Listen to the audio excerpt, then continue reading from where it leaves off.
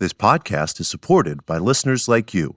We're grateful for your tax-deductible donation at newthoughtphilly.org or the link in the episode description. A practical prayer is a prayer that works. These discussions between Reverend Bill Marcioni and Carol Lawrence dive into the details of how it works and how to work it. Reverend Bill is a New Thought minister and the author of Practical Prayer for Real Results. Your new life begins with a new thought. Carol Lawrence is on a spiritual quest, finding the New Thought teaching after decades on the pulpit in 3 different traditional denominations. I've got some questions. Together, they're exploring the philosophy and activities that come together from many of the world's religions to create the practical spirituality that is New Thought.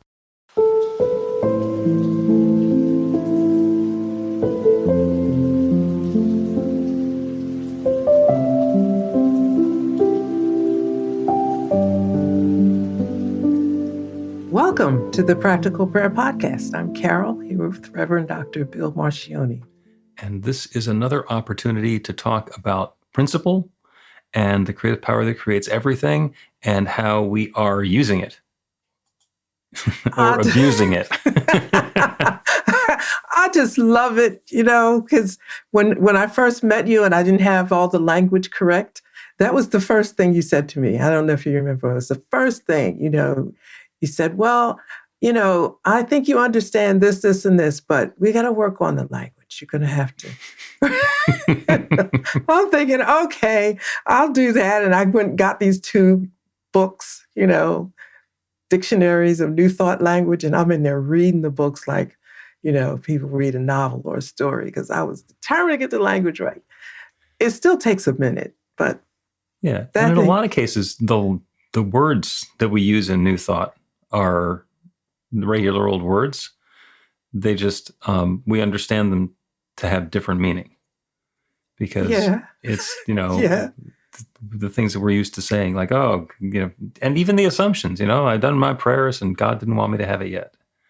And that it's not just language. It's an understanding that's not the way it's working. All of that. Yeah. All that stuff. All that stuff. I had this little teeny book. Right? I showed you.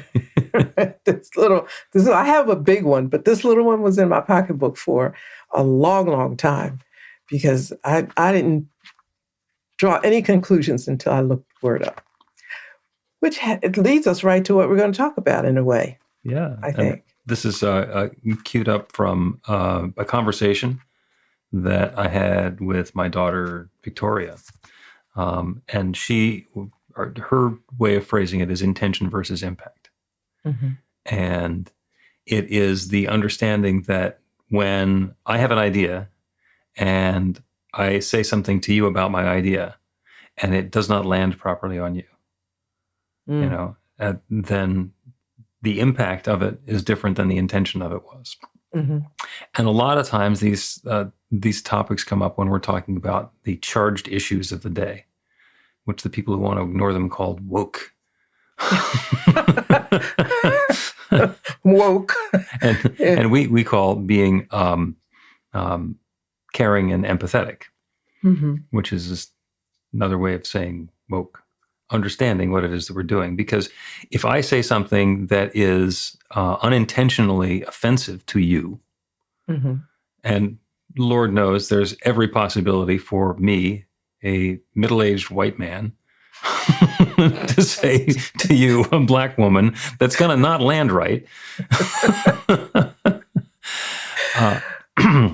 A lot of times what happens is, I'll say something and then you'll be like, really? Really? And then if you say something, if I defend myself, that's where it comes off the rails. It's like, oh, my intention was this. The impact was that. We got to talk about that. Doesn't matter what I intended. Yeah. Now, let me clarify something. That's a very good explanation. But It didn't apply. You weren't talking about us necessarily. No. Okay. And you and I are pretty clear about this stuff because, at one point early on, you asked me how tall I was. because you've been dealing with tall white men your entire life. Wait, listen, I thought we got to skip that one because no way is anybody going to understand that without a real deep explanation. But yeah. My daughter used to say, or does say, even in high school when I was trying to explain something to her, and she said, "Mom, listen, you can say anything be as sincere as you want, but you have no control over how somebody hears it or how they perceive it." And I'm thinking, well, how can you take it any other way? But there are a lot of factors in there. Oh, yeah. And we all have our filters, which is everything from preconceived notions to education to family background to one of my biggest pet peeves is, well, that's the way we've always done it, or that's the way we've always said it. I've always talked about this that way. Well, that doesn't mean that it wasn't pushing people's buttons to begin with. And as soon as I understand that it's been pushing somebody's button, instead of trying to defend myself, say, well, that's the way I've always done it. Say, oh my goodness, I had no idea what I was saying. That's the way I've been doing it for a long time. I apologize. Let me try again. Yeah. And I think if we come into the conversation or the experience knowing that there may be some miscommunications, unintentional, and we're gracious, we can hold off the offense and see if we can see what is meant by that. It takes work, I think. Oh, yeah. But I think you have to want to do it. Let's bring us back for an example. Okay, yeah. So I was asking Spirit for a teacher because, and if those who are listening remember, if you haven't, I asked Spirit for a teacher because I'm a really good studying person myself, but I felt I had gone as far as I could go. So I said, Spirit, look, I really need a teacher. I need somebody in the flesh, ... And I didn't think of I didn't think of the package. I didn't order up anybody. I just said a teacher. However, when you showed up, I thought, I must have had some assumptions about who was coming. I must have. I thought, okay. And I thought, okay, Spirit, I guess this is who was in the neighborhood. And because I had had so many negative experiences with tall white guys. And online, you look like a tall white guy. And I thought, I can't do this again, can I? But you described yourself as middle-aged, right? I'm not sure I would describe myself as middle-aged. So let me just say, I've been on the planet long enough to know that when something hits you, stand still and see if your assumptions are correct. Mm-hmm. And so I did. And I thought, okay, you seem to be an open person. Let me just give it to you straight. This is what I'm concerned about, and we got to go from there. Yeah. But I did a lot. I ran it through my grid a couple times to see if I thought I could really say that to you. Mm-hmm. And if I couldn't, if it turned out not so good, I'd say, well, wrong teacher, Oh, that's part of what happens when we pray for guidance. When I'm looking for guidance, and that happens when we're getting into a relationship or a job or buying a house. I will not do a prayer for somebody to buy the house that they just found. Oh, we found this house and we love it. Can you do a prayer for me to be able to buy the house? It's like, no. I will do a prayer for you to have your perfect house, your perfect place to live, your perfect accommodation, because it could be a hall of nightmares.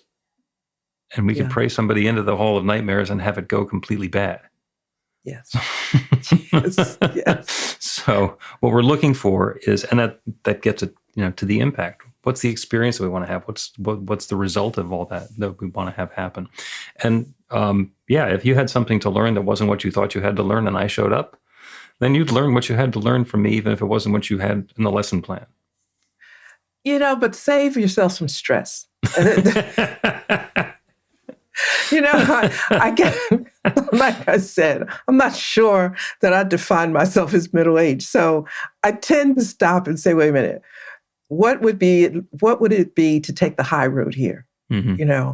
Real quick now. I do that really quickly because it just takes time and energy to be offended. People look for reasons to be offended. They're ready to be offended. If they say this, if they don't say it that way, that's too much energy for me. I want to understand what you want to say because frankly, I want to get what I want to get out of the conversation. Let me just be honest with you. Mm-hmm. I'm in it because I want such and such information, and I don't really want to deal with being offended. I don't want to take the time to be offended, or now we got to apologize and you didn't mean this. And then you're afraid to speak to me later because you may not know what to say later. That's like a bunch of unnecessary weight. Let's just take the high road. Amen to that. And by the way, I don't know if anybody else has told you, it takes an awful lot of emotional and spiritual maturity to be able to do that. Because you think there's a couple of things that are possible. So, and we'll use you and me as an example, and just imagine that I say something that's offensive, perhaps unintentionally offensive. Perhaps it's the sort of thing my dad used to say, and he was full of offensive things to say. And I say something, and it's got some energy. It brings up stuff for you from the past, and there are a couple of ways that you can deal with it. One is to say, wait a second. I just want to make sure you understand the feeling that brings up for me or somebody like me. In which case you can address it head on. And what'll happen with me is I'll go, oh, wow. Sorry about that. How can I say that differently? Or whatever. And I'm not going to say, this is why I did it. This is why I think it's okay. Or this is how you should look at it so that what I said was okay. My intention gets counted instead of the impact that it had on you. The other things you can do is, and then the way that you're describing it is, the term that I've heard is sociological aikido, where the charged words come your way and you step to the side and let them hit the wall behind you and go, there go those charged words again. And you don't pick up the energy, the whatever would normally have pushed your buttons before. Mm-hmm. And unfortunately, the way a lot of people do it is they grit their teeth, they pretend that it doesn't hurt, and they take all that energy and they store it somewhere in their body or in their psyche and their emotions. And it comes up again and again and again until they work through it. That there's a danger in that. I think I want to say I'm fortunate, and this may not be the correct term to use, but I've always known exactly what I want in a situation. I'm pretty doggone clear about why I'm in it and what I want out of it. Mm-hmm. I'm not coasting. I'm not here to take advantage of whatever comes along. I have a purpose. And if the rock comes and I step aside, not always now, but most of the time, you throw a rock. Is this going to, if I stop this right here, am I still going to get to what I want? I call the end game. Is this going to hinder me getting to the end game? Now, saying that sounds selfish, and it's not very empathic, I don't think. Empathetic? And yeah, it's not very that way because sometimes I don't care. Listen, I was in the pulpit 35 years, microphone. People constantly criticize you. You have people that love you and people that don't like the way you do it. Mm-hmm. And they come in all shapes and sizes and colors. At some point, you got to get to a place and say, this is me. This is how I do it. This is what my purpose is to do it. And if it's not going to fall on everybody's heart, the way I would like it to, I'm going to dinner and I'll see y'all next time. I tell you, but when I said fortunate, it's because a lot of times people have things to say about things I don't care about. So you can't care about everything. You know, you just can't. That's true. Now, what I found is that I can care about the fact that somebody who's talking to me cares about something. It may or may not have anything to do with me. It's like, okay, let me be present for this person who's talking, even though I got no dog in that race. Yeah, you're right. It doesn't matter how it comes out as far as I'm concerned, but I can still be present to somebody else who's doing that. But I like the part where you said you were present for them. Yeah. Now, I did have to work on that part, you know, because I just zone out, right? You want to do that? Not interested, however it works out for you. I hope you're all right. But but I do like the idea and being present for someone. That's caring. That's really, you know, my mom used to say, you know, act like you give a damn. Well, okay, so yeah, that's part of relationships, you know, and I'm a writer. So much of my life I have spent alone.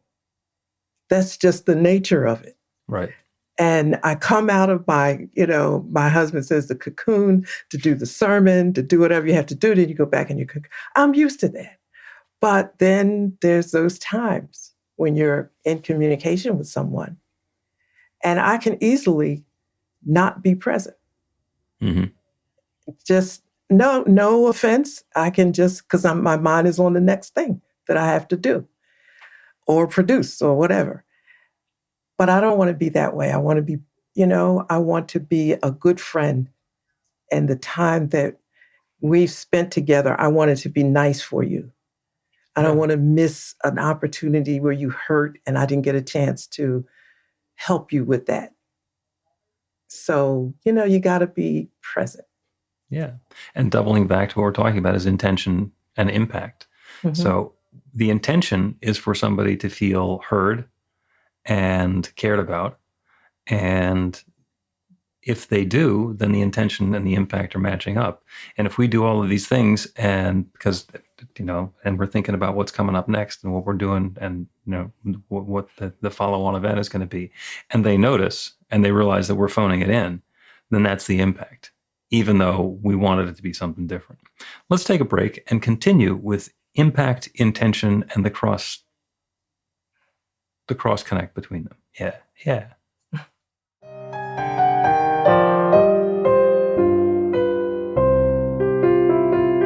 It's Reverend Bill letting you know that the Practical Prayer for Real Results class is now available on demand. That's right, you can take it at your own pace, anytime you want.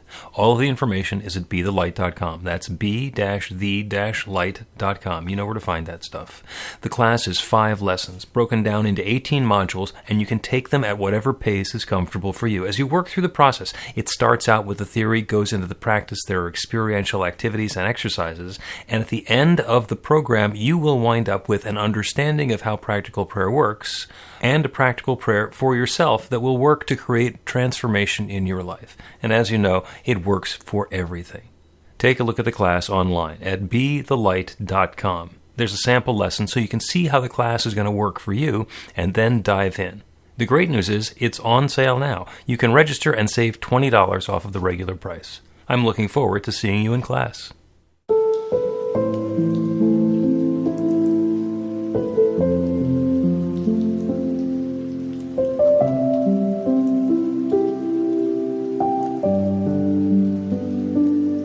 Welcome back to the Practical Prayer Podcast. I'm Carol, here with Reverend Dr. Bill Marcioni, talking about impact. And intention. During the break, I thought about this. We live in a time of political correctness. And there was a time... Some of us do. Well, it's the time that some people don't respect it. Yeah, okay. So we know what political correctness is. Yeah, but there was a time when there was no such word as political correctness. People said what they said and it was okay to the other person. whether it was okay to even say anything, all of that business. So we're here now where we're supposed to care and be concerned about the other person and how things fall on their ears. I think it's good. I think it's wonderful. It just means you got to care. Do you know what I mean? I think people might understand political correctness, but they don't care. So Right. they don't honor it. But it's about caring. And that seems to be corny, like, but it's not. It's not. You're right. It it's- is not corny. That's, as far as I'm concerned, that's the ball game. Yeah, it is. I wish that everybody knew my father. He was stoic. I just the really nicest person underneath, but you would never know it. Crazy sense of humor, but you'd never know it. So, I'm his daughter. I'm not going to lie. I was my father. But in the position of pastor, which didn't fit, had that kind of personality, just didn't fit. Oh, God. But then you think, I would look at people this way and say that, God, now listen, this may not be New Thought theology, okay? So I'm just saying. That's okay. That's okay. I have my translating dictionary too. Okay. God has brought this person to me, entrusted me with their heart, their feelings. I'm responsible for them. I can't hurt them. I have to be careful, like they're China. And I have to be careful with this sensitive, delicate thing that God has given me, trusted me with. And when I don't know where that came from, but my whole everything changed. This person is fragile. That's why they came to you. You can't be. Because, it's easy to change professions. That was okay in my corporate life.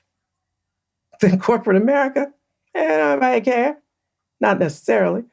But that was 9 careers in corporate America and completely different ones.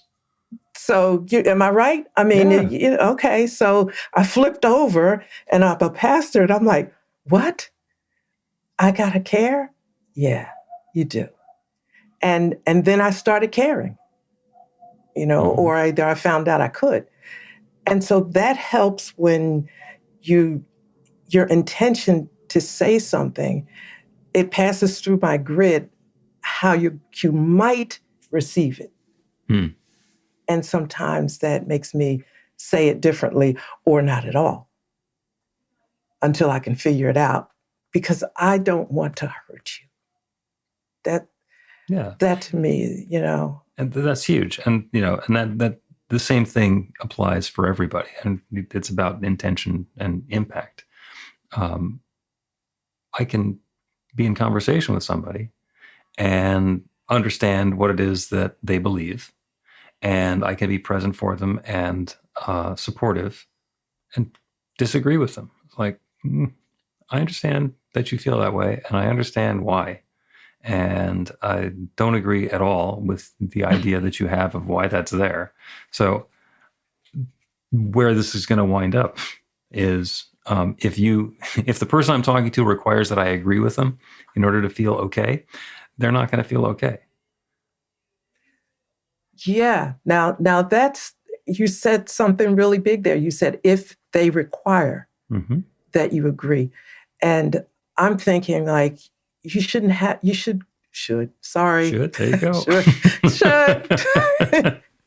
But if you're taking the high road and you're trying, agreement is not required. Somebody paid me a really high compliment once, and I never forgot it because it came out of nowhere. They said, I like you because you don't have to be right. And I never thought about not needing to be right.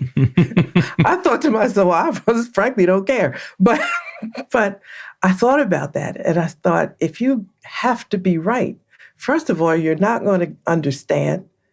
what the other person's saying, you're going to be a fairly disagreeable person. And you're not going to grow. You know, you're just, I don't have to be right. I've said things to you and you've kicked it back. Mm-hmm. I can't think of any, it'll come to me later, but more than once you kicked it back. And I just say, all right, let me go research and read and see what he's talking about. And that's it. Nothing personal. Yeah. Heard a great quote a couple of weeks ago. Other people's opinions of you are simply electrical activity in their brain. Oh. Other people's opinions of you are simply electrical activity in their brain. Oh, I'm going to use that. I'm going to have 10 ways to say that. Yeah, and how much easier does that make it to not get all charged up about the electrical activity in somebody else's brain? It's like, okay, they have their opinion, and that doesn't make it true, and it doesn't make it anything that they're saying or thinking or believing true about me. It's true about what's going on in their brain. Amen. You know what? This is a really quick story. When I went to seminary eons ago, I had a modeling career, and I'd come from corporate America. So my appearance might tend to be a little different than the average church lady. No offense, but it just, So there was a visiting professor coming, and I was so excited about this professor. She was just all up there, and I'm going to get to be in her class. And she came and she singled me out a couple of times, talking about people that wear red nail polish, which I did at the time, and makeup, and just not all at once. It just peppered throughout some of the classes. Well, now I'm the only one in there. I'm not trying to do anything. I'm just being me, right? And I was so hurt because I loved this person before I ever met them. Mm-hmm. Read their book and so excited. And they just chopped me up every time. And somebody said to me after a class, they said, "Why do you put up with that? I think that's really, negative, and they don't even try to get to know you." That's just how people are. Mm-hmm. It's just how they are. And I was so hurt. And I did an assignment that she didn't expect me to do or be able to do, because people that wear makeup and stuff, they're not very smart. So I did it, and this is how she had blocked me out. She was talking about the person that did this paper, and she was just praising it and talking about the points that were made. She didn't associate the name with me. She didn't even know my name. And she said, "I'm so proud of this person in this class." And da-da-da-da-da. And she said, "Where are you, by the way?" And I raised my hand. And there was just like this silence. Were there actually sparks as the circuits crossed? I don't know, but I was so hurt that I didn't want to be, I was already crushed. What else could you say? You found out I had a brain, and now you feel bad about it. You can't help it because everybody can see you feel bad about it. Do you know what I mean? So you just, and I remember leaving the experience feeling so hurt that I wasn't able to establish the relationship with this person that I had dreamed about. Yep. It wasn't going to work after that. Yeah. And what you're talking about are actually two of the 4 agreements from Don Miguel Ruiz. One is don't make assumptions. Mm-hmm. Because she was making assumptions. And the other is don't take anything personally, which is on you. It's like she's over there making an assumption. It has nothing to do with you. That's electrical activity in her brain. And does that interfere with the possibility of having a relationship that could be much richer than what she's open to right now? Yeah. And that's sad. That's sad. That's really sad, because there could be something magical there. I had imagined us sitting down talking about stuff, but... Yeah, but not with red nail polish on, I don't think. No, not that. And, God forbid I had lipstick on, and, it's just... But that's that old judge a book, the book cover story. Yeah. And I have recently had that same kind of experience in the last couple of days. And I was like, you know what? People don't take the high road. Why don't you just do that? It's just easier. You'll be happier in your life if you do. It's amazing. But then again, in order to understand, A, I want to take the high road. B, I have to be aware of what the high road is. And C, when there's a fork in the road and I get to take high or low, I need to know that it's there so I can go in the direction that I want to go in. Because up until now, I haven't had to pay attention. High road, low road doesn't make any difference. It's my road. Get out of the way. Yeah, well, what about this? Treat others the way you want them to treat you. I mean, come on. Well, yeah, the golden rule. Yeah. You want people to take you seriously, no matter how you show up, you want them to take you seriously. That's a whole extra episode. We can do the golden rule. We'll probably do 6 or 8 episodes on the golden rule. Right now, though, we'll take a break. And the prayer today is going to be about clarity. Mm-hmm. And along with clarity comes guidance, because those two go hand in hand. Because as soon as we understand what's ours, it's pretty clear what we get to do with it. Learn to put practical prayer to work in your life. The steps are simple to learn and let you begin to get real results to create the life of your dreams immediately. Reverend Bill Marcione's widely acclaimed book, Practical Prayer for Real Results, gives you a clear summary of the New Thought principles behind practical prayer and the series of easy-to-understand steps found in the most effective prayers from religions and spiritual practices all over the world and throughout history. Practical prayer is not a replacement for your religion or practice. It's a technique to make the work you do in consciousness even more effective. The book includes 40 prayers on various topics that you can adapt as needed and use as your own. Practical Prayer for Real Results is available in paperback, Kindle, and audiobook on Amazon or at b-the-light.com. That's b-the-light.com.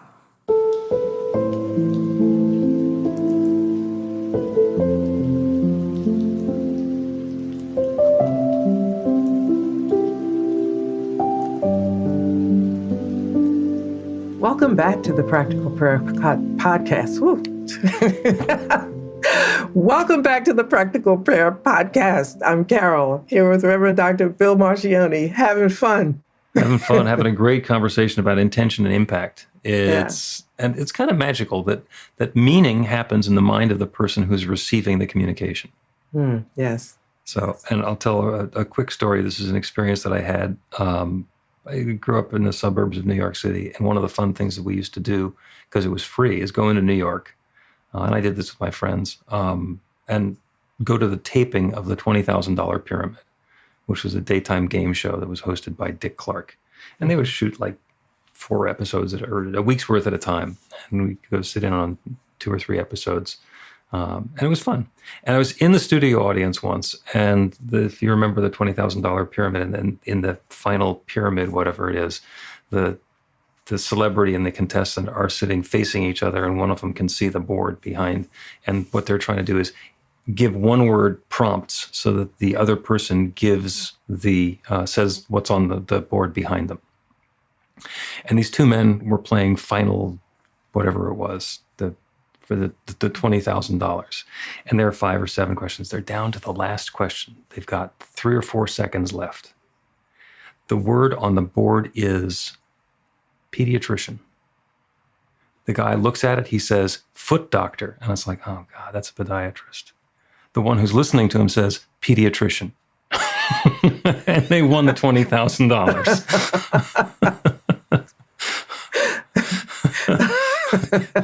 The fact they both got it wrong and both thought made the same mistake, 2 wrongs made a right in that case. And we don't know. We just don't know. Yeah. But sometimes we do. Sometimes we do. Yeah, sometimes we do. Let's do a prayer. And we've been talking about intention and impact, and how what we are intending and the way it is being received can be different. The way that we are experiencing something and the truth behind it can be different. If somebody says something to me and I misunderstand it and I react, then there's been a disconnect. And sometimes I can just open myself up to understand what they were trying to say to me. So sometimes it's where I'm instigating and sometimes it's where somebody else is instigating. And through all of it, we can ask ourselves a question. Who am I? And who do I want to be in this situation? And we can open ourselves up to that infinite creative power and invite in clarity about the answer to that question and all the rest of the questions. In this situation, who am I? Who do I want to be? Who do I choose to be?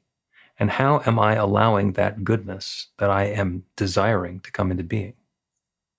So as we turn our attention away from the specifics and the circumstances and open to the awareness of that divine creative power, that infinite intelligence, that limitless love, that one that is the source from which everything flows, as we turn our attention to the one, we can acknowledge that everything that exists everywhere is created by that one.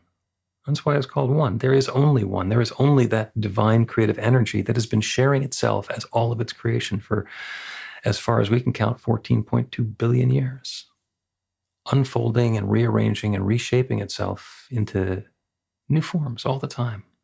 Everything that exists, every person, every place, every planet, every particle is that one divine presence showing up in its own particular form. So I know that that divine presence is right here and now. It is the truth of me. It is the truth of each of us. That divine intelligence, that perfect harmony with which everything fits together, is not just available to me and to each of us. It's the truth of what we are. So as we open to the understanding, to the awareness of that good that is the center and circumference of everything that we are, we can experience clarity and understand even more fully who we are in this situation. What are the next perfect steps for us to take in this situation? And the manner in which we can invite in more of that which we experience as good. And as we open to this, as we put away the things that we've always thought were true, or sometimes thought were true, or erroneously thought were true, as we turn away from what has not been serving us and open to that newness, the clarity and the guidance shows up. We are inspired and informed and directed in what's ours to do and what's ours to let go of. And with that new guidance, we are free to take that next perfect step and bring more and more of what we experience as good into our lives. This is how love unfolds, for and through and as each of us. And I'm so, so grateful for it. I'm grateful for the good.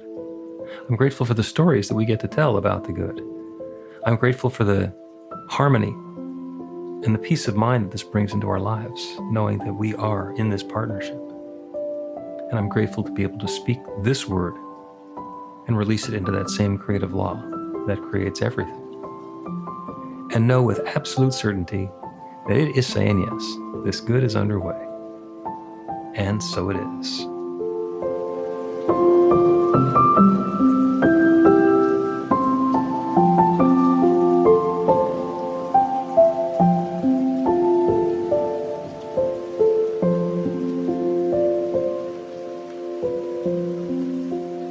The Practical Prayer Podcast with Reverend Bill Marcioni and Carol Lawrence is a production of BeTheLight.com. be-the-light.com. Where you can find more information about practical prayer for real results. Our theme is by Music of Wisdom.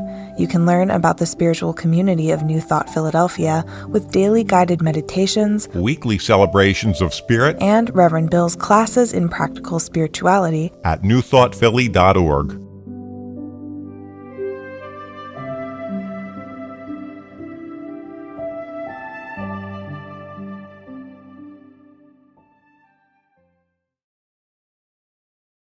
This podcast is supported by listeners like you.